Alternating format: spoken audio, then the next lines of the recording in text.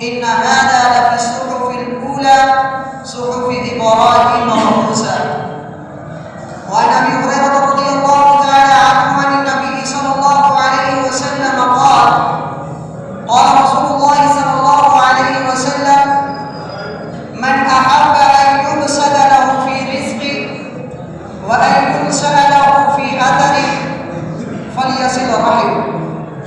وقال النبي صلى الله عليه وسلم لا يحل لمسلم أن يهجر أخاه فوق ثلاث يلتقيان فيعرض هذا ويعرض هذا وخيرهما الذي يبدأ بالسلام أو كما قال عليه الصلاة والسلام.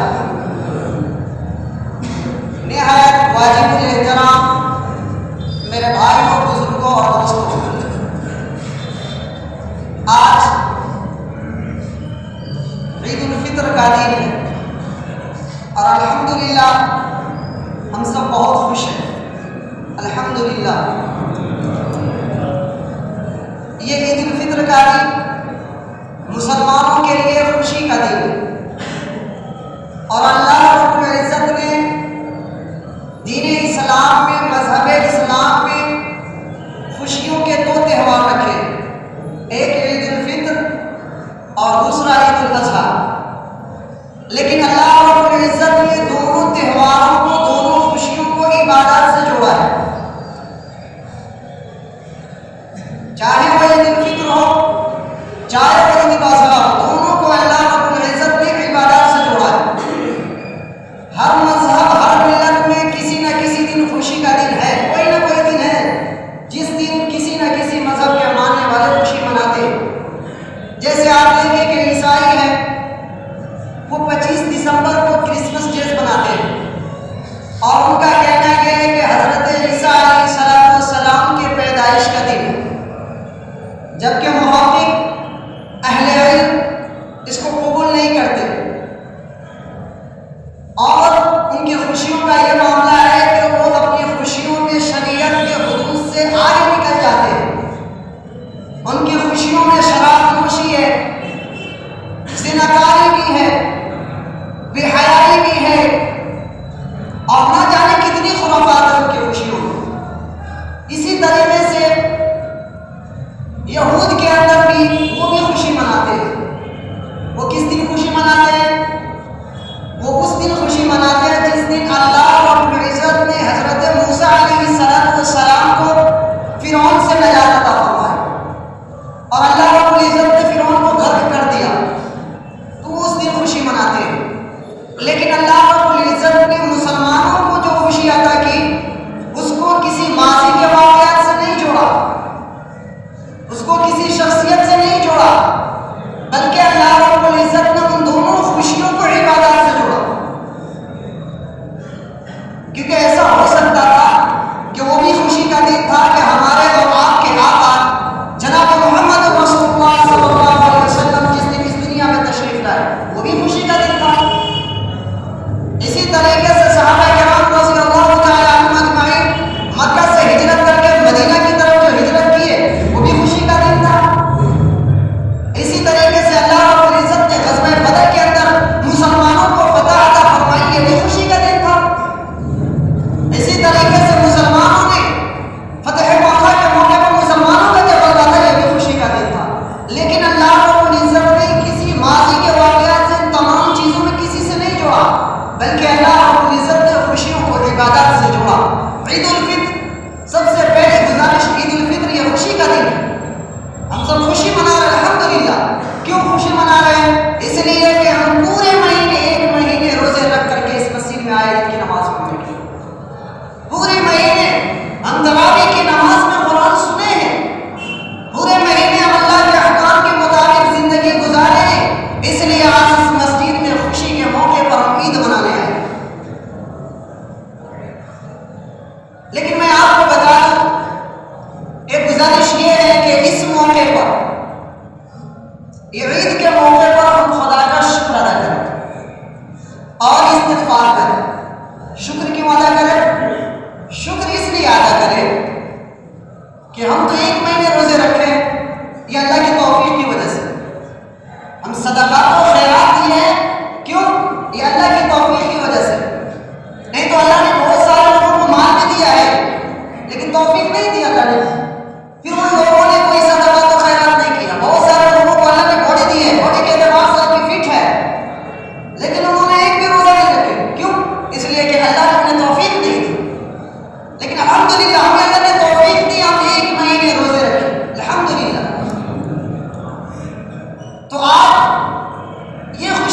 نے یہ رمضان اس پر بھی گزرا ہے جو پورے مہینے روزے رکھے، یہ رمضان اس پر بھی گزرا جو روزے نہیں رکھے، یہ رمضان اس پر بھی گزرا ہے جنہوں نے تراویح کے اندر قرآن سنا، یہ رمضان اس پر بھی گزرا جنہوں نے نہیں سنا، جنہوں نے فرض نمازوں کی پابندی کی ان پر بھی رمضان گزرا ہے، جنہوں نے چھوڑ دیا ان پر بھی رمضان گزرا۔ لیکن یہ جو آج خوشی کا دن ہے، جو ہم خوشی منانے آئے ہیں، لیکن آج اس مسلمان کا ضمیر خوش ہوگا جنہوں نے رمضان مبارک کے مہینے میں پورے مہینے روزے رکھے، وہ مسلمان آج خوش ہوگا جنہوں نے رمضان مبارک کے مہینے میں تراویح کے اندر قرآن مکمل سن لیا ہے، وہ مسلمان خوش ہوگا جو مسلمان رمضان مبارک کے مہینے میں صدقات و خیرات کیے۔ لیکن خدا کا خواستہ ہم نے رمضان کے روزے نہیں رکھے، ہم نے تراویح میں قرآن نہیں سنے، ہم نے فرض نمازوں کی پابندی نہیں کی، ہم نے خدا کے احکام کی دھجیاں اڑا دی، اس کے لیے یہ خوشی نہیں ہے، اس کے لیے یہ خوشی نہیں ہے۔ آج وہ لوگ جنہوں نے اس طریقے کے عمل کیے ہیں، آج اس کا ضمیر اس کو ملامت کرے گا کہ تم کیوں ان کی نماز پڑھنے آئے ہو، تو کس منہ سے ان کی نماز پڑھنے آیا ہے، کیوں لوگوں سے مبارکباد لے رہا ہے جبکہ اللہ کے احکام کی دھجیاں تم نے اڑایا، فرض نمازوں کی پابندی نہیں کی، روزوں کی پابندی نہیں کی، اسی طریقے سے زکات و خیرات نہیں دیا، پھر تو عید منانے کیوں آئے، کیوں منانے آئے؟ آج اس انسان کا ضمیر ملامت کرے گا جو انسان اس طریقے کی عبادات کو روز کرے، جنہوں نے اللہ کے احکام کی پابندی نہیں کی۔ اللہ کے رسول علیہ السلام نے فرمایا کہ للصائم فرحتان، روزہ داروں کی دو خوشیاں اللہ رب العزت نصیب فرماتے ہیں۔ ایک کب جب انسان افطاری کے وقت بیٹھا رہتا ہے، وقت پر انسان جب افطاری کرتا ہے تو بہت خوش ہوتا ہے انسان، کیوں؟ اس لیے کہ صبح سے لے کر کے شام تک وہ بھوکا بیٹھا ہے، حالانکہ اس انسان کے بس میں ہے کہ وہ انسان کھا سکتا ہے، پی بھی سکتا ہے، لیکن وہ انسان خدا کی خوف کی وجہ سے وہ انسان کیا کر رہا ہے؟ افطاری نہیں کر رہا۔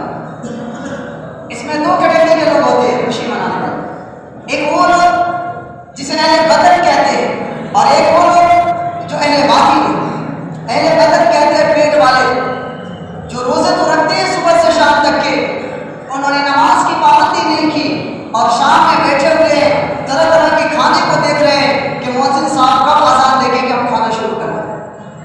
ایک وہ لوگ ہوتے ہیں اور ایک وہ لوگ ہوتے ہیں جو واقعی روزے کو روزے کے مطابق رکھتے ہیں، پھر وہ اس ڈر اس خوف میں رہتے ہیں کہ میں صبح سے لے کر کے اب تک کے روزے کو بچا کر کے لایا ہوں، خدا نہ خواستہ اب وقت قریب ہے کہیں ایسا نہ ہو کہ میرا روزہ خراب ہو جائے، اس لیے وہ ڈرتا رہتا ہے انسان۔ اور میں اس مثال سے سمجھاتا رہتا ہوں اور سمجھانے کی کوشش کر رہا ہوں کہ ایک انسان جو ہے کار کی ڈرائیونگ سیکھنا چاہتا ہے، ایک انسان کار کی ڈرائیونگ سیکھنا چاہتا ہے اور ٹرینر جو ہے اس کو ٹریننگ دے رہا ہے، ٹریننگ دینے کے بعد جو ہی مکمل کر لیا انہیں کہہ رہا ہے کہ تم تنے تنہا اگر گاڑی میں بیٹھ کر کے گاڑی چلا لو گے تو پھر سمجھنا تم ڈرائیور بن چکے ہو۔ اب وہ انسان پہلی بار گاڑی میں بیٹھ کر کے اسٹیئرنگ اس کے سامنے ہے، بریک اس کے سامنے ہے، وہ انسان دائیں دیکھ رہا ہے، بائیں دیکھ رہا ہے، آگے دیکھ رہا ہے، پیچھے دیکھ رہا ہے، کبھی بریک پر دیکھ رہا ہے، کبھی اسٹیئرنگ پہ دیکھ رہا ہے، وہ انسان پریشان ہے، کیوں؟ پہلی مرتبہ وہ انسان گاڑی میں بیٹھا ہے اور وہ ڈرائیونگ کر رہا ہے، لیکن وہ انسان ڈرتے ڈراتے کہیں ایکسیڈنٹ نہ ہو جائے، کہیں جا کر کے دیوار میں ٹھکر نہ مار دوں، کہیں میں قانون کو نہ توڑ دوں، کہیں دشمن مجھے حملہ نہ کر دے۔ یہ بندہ ڈرتے ڈراتے جب اپنے راؤنڈ کو پورا کر لیتا ہے، پھر وہ انسان اتنا خوش ہوتا ہے، اتنا خوش ہوتا ہے، جب اس سے پوچھتا ہے کہ تم کیوں خوش ہو رہے ہیں، وہ انسان کہتا ہے کہ مجھے اس لیے خوشی ہو رہی ہے کہ میں جو ہے آج تنے تنا گاڑی چلا رہا ہوں اور بغیر کسی ایکسیڈنٹ کے، بغیر کسی نقصان کے میں آج گاڑی مکمل طور پر چلا رہی ہوں۔ اسی طریقے سے ایک روزہ دار انسان روزہ رکھتا ہے، صبح سے اپنی آنکھوں کی حفاظت کرتا ہے، کہیں ایسا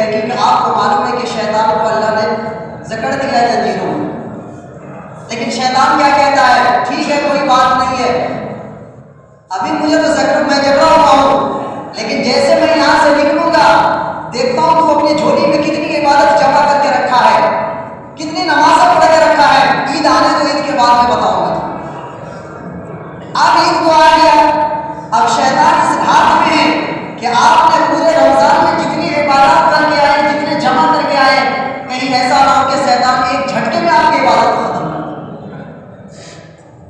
اس لیے جس طریقے سے رمضان میں عبادت کر کے آئے ہیں اس معمول کو برقرار رکھیں، اس معمول کو برقرار رکھیں، شیطان کے فندے میں نہ پھنسے۔ تیسری جو گزارش آپ سے یہ ہے کہ اس خوشی کے موقع پر صلہ رحمی کو قائم کریں۔ صلہ رحمی کہتے ہیں خونی رشتے کو برقرار رکھیں۔ اللہ کے رسول علیہ السلام نے فرمایا من احب ان يقصد له في رزقه وان ينصح في اثره فليصل رحمه۔ اللہ کے رسول علیہ السلام نے فرمایا کہ تم میں سے جو شخص یہ پسند کرتا ہے کہ اللہ رب العزت اس کے رزق کو کشادہ کر دے اور اس کے عمر میں برکت عطا فرمائے تو پھر وہ شخص کیا کرے؟ صلہ رحمی کرے۔ صلہ رحمی کیا ہے؟ خونی رشتوں کو برقرار رکھنا۔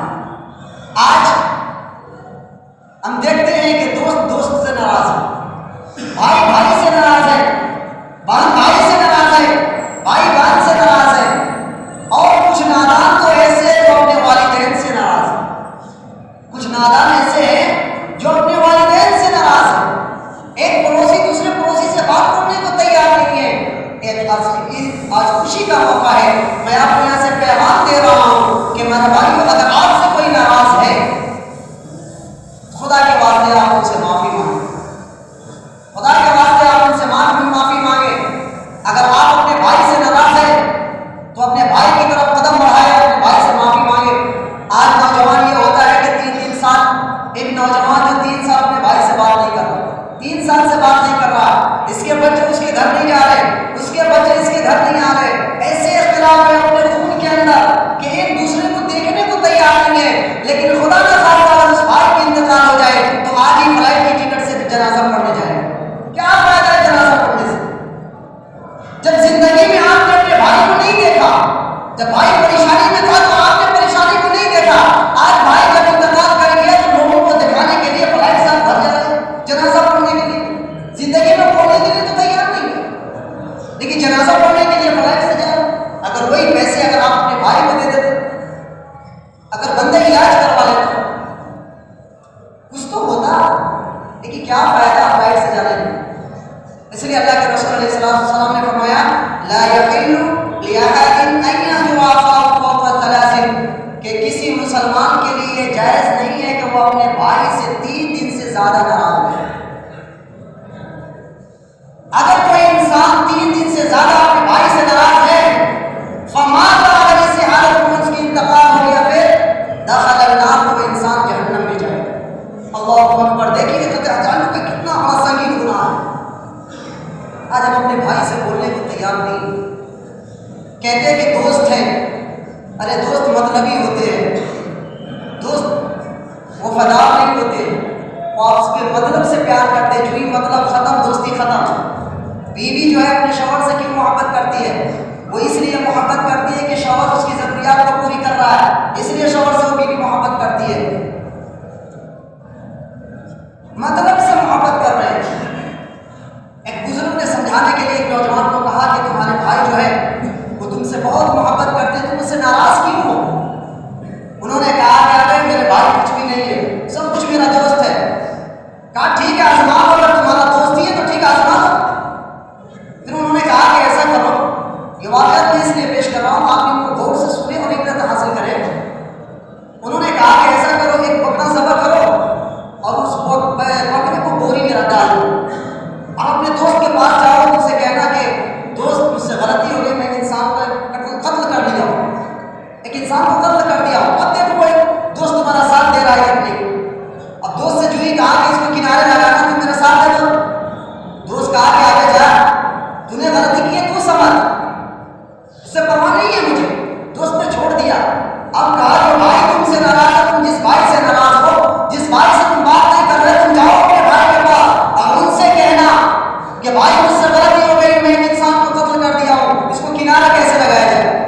پھر وہ نوجوان اپنے بھائی کے پاس جاتا ہے اور بھائی سے کہتا ہے کہ بھائی مجھ سے غلطی ہو گئی ہے، میں ایک انسان کو قتل کر دیا ہوں، اس کو کنارے لگانا۔ بھائی کہتا ہے کہ تو جا پہلے گھر میں اندر جا، میں جا کر کے کنارے لگاتا ہوں۔ یہ دیکھیے بھائی کی محبت، وہ کہتا ہے کہ تو جا گھر میں، جو ہوگا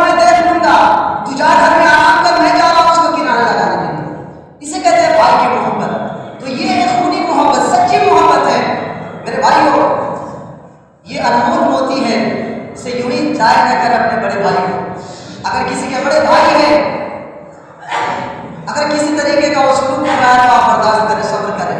اگر آپ چھوٹے ہیں تو آپ والدین کا درجہ دے ہوئے، اپنے والد کا درجہ دے ہوئے، اور بڑا بھائی ہے انہیں چاہیے کہ چھوٹے بھائی کو اپنے بچوں کا درجہ دے۔ لیکن آج ہمارے معاشرے میں یہ معاملہ ہے کہ بھائی سے بھائی بولنے کے لیے تیار نہیں ہے، بھائی سے بولنے کے لیے تیار نہیں ہے۔ اور کچھ نوجوان ایسے ہیں جو اپنے والدین سے ناراض ہیں، اس والدین سے جس والدین نے آپ کو بچپن سے لے کر کے اب تک کے کسی مطلب کے بغیر، کوئی مطلب نہیں ہے آپ کے والدین کہ آپ انہیں دیں گے یا نہیں دیں گے، کھلائیں گے یا نہیں کھلائیں گے، کوئی پرواہ نہیں ہے۔ لیکن ایک ماں باپ اپنے بچوں سے اس طریقے سے محبت کرتا ہے کہ اگر ایک اپاہج بچہ ہے، وہ چل نہیں حرکت بھی نہیں کر سکتا، لیکن ایک ماں جو ہے صبح اٹھ کر کے اسے غسل بھی دیتی ہے، اسے تیل سے مالش بھی کرتی ہے، اسے پنکھے کی ہوا بھی کھلاتی ہے۔ ہر روز کا معاملہ یہ کہ 18 سال سے ایک ماں جو ہے اپنے بچوں کو پرورش کر رہی ہے، لیکن 18 دن کے لیے اگر ماں باپ بیمار پڑ جائے تو بچوں کو بوجھ لگنے لگے، اور بچے اللہ کی رحم کی دعا کرنے لگتے ہیں۔ ہم سمجھتے کسے کہتے ہیں کہ اللہ انہیں اٹھا لے، 18 دن کے اندر پریشان ہو جاتے ہیں۔ لیکن جس ماں باپ نے آپ کو بچپن سے لایا ہے، اس کی محبت کو آپ دیکھتے نہیں ہیں۔